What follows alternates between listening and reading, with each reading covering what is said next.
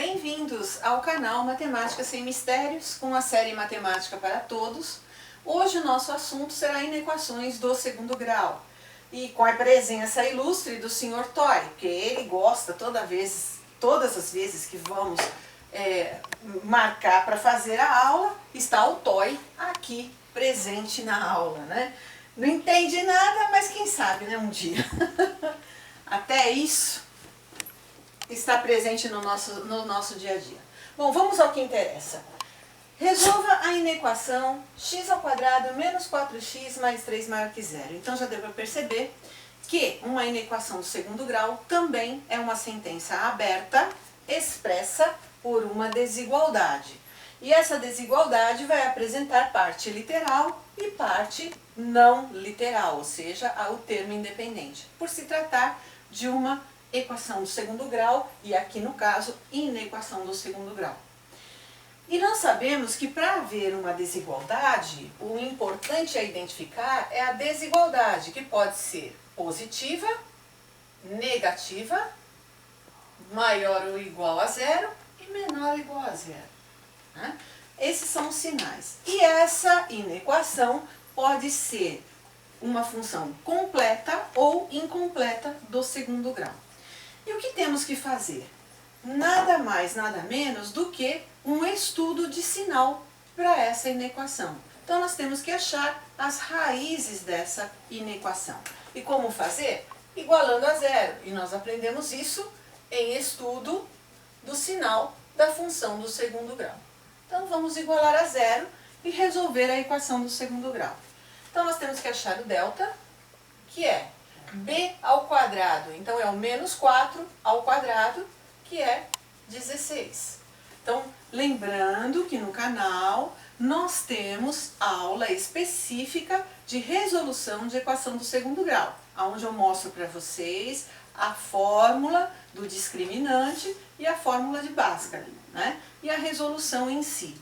Então, dá uma paradinha no vídeo, vai até lá na aula, assistam, aprendam e aí retornem aqui para poder acompanhar melhor, porque eu não vou ficar escrevendo para vocês essas fórmulas tudo de novo, certo? Então, menos 4 ao quadrado, 16, menos 4 vezes a vezes c. Então, o a nosso aqui é o termo que acompanha o x ao quadrado, que é 1, né? E no caso, quando não tem nada, é 1. Então, seria menos 4 vezes 1, que é menos 4, menos 4 vezes 3 é menos 12. Então, 16 menos 12. E 16 menos 12 é 4.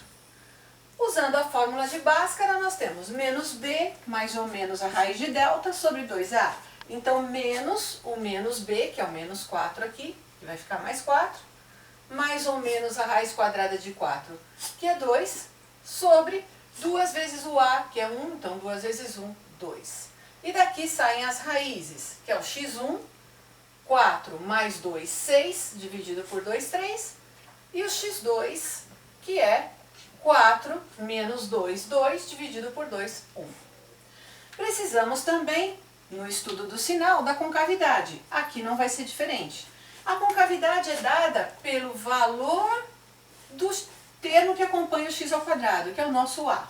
Então, o a aqui é 1. 1 é um número positivo, se ele é positivo, a concavidade é para cima. Eu estou fazendo os símbolos para vocês, né, da concavidade para cima, mas o ideal é escrever concavidade para cima. Feito isso, vamos fazer um esboço desse gráfico.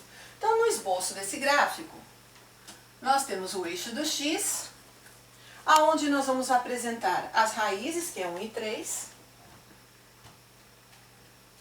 O que acontece aqui é uma inequação, e sendo uma inequação, nós temos que identificar se esse 1 e 3 pertencem a essa solução.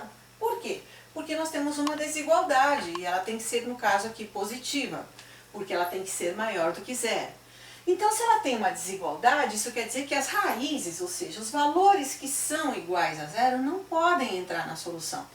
E como é que eu simbolizo isso no gráfico?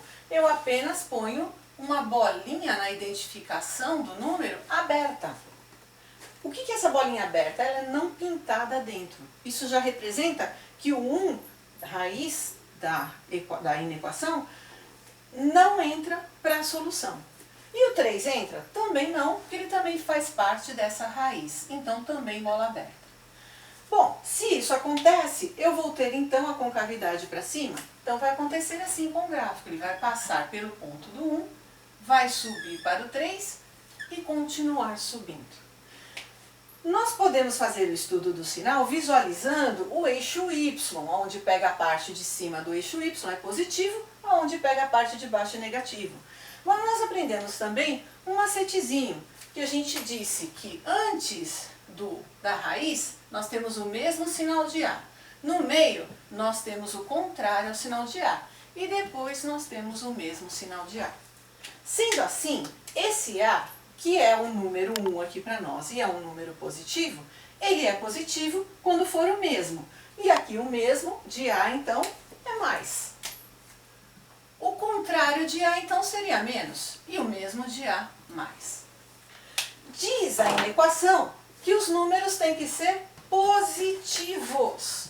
Se eles têm que ser positivos, eles vão ser os números antes do 1, que é o que nós temos positivo aqui, e depois do 3, positivo aqui. Logo, esta solução que nós temos a dar aqui, ela é todo x que pertence aos números reais, porque nós estudamos o campo do conjunto dos números reais. De tal maneira que esse x que vem antes do 1 aqui, ele é menor do que 1. Ou, porque ele dá um salto, vai lá para o outro lado, esse x pode estar aqui. E aí, ele estando à direita do 3, ele é maior do que 3, porque ele pode ser 4, 5, 6, 7, né? Então, ele é maior. Então, esse x ele é maior do que 3. Pronto. É a resolução de uma inequação do segundo grau, de uma maneira bem simples. E vou ressaltar para vocês, nós falamos aqui em bola aberta, não é isso? E como ficaria, então, se o sinal aqui fosse maior ou igual, ou fosse menor, ou fosse menor ou igual? Então, vamos pensar. Ali nós vimos o maior que zero. E nós vimos que a bolinha é aberta. Quando for menor do que zero, a bolinha também vai ser aberta. Por quê? Porque não vai poder usar os valores das raízes iguais a zero. Mas existem os sinais maior ou igual a zero e menor ou igual a zero. E quando isto acontecer, nós vamos ter a bolinha fechada. E aí nós vamos pintar essa bolinha tanto para maior ou igual a zero, quanto para menor ou igual a zero. Então aí essa bolinha vai ficar cheinha, fechada. Essa é a representação dentro do esboço do gráfico da função do segundo grau e no caso aqui da inequação do segundo grau. Vou deixar um exercício. Na quarta-feira nós vamos comentá-lo, da mesma forma como fizemos aqui. Vamos lá, pessoal. Então, pessoal, o exercício para nós resolvermos na quarta-feira será: resolva a inequação x² menos 5x mais 6 maior ou igual a zero. Eu continuei mantendo a equação do segundo grau completa para trabalhar com vocês exatamente isso, a resolução de uma equação do segundo grau completa.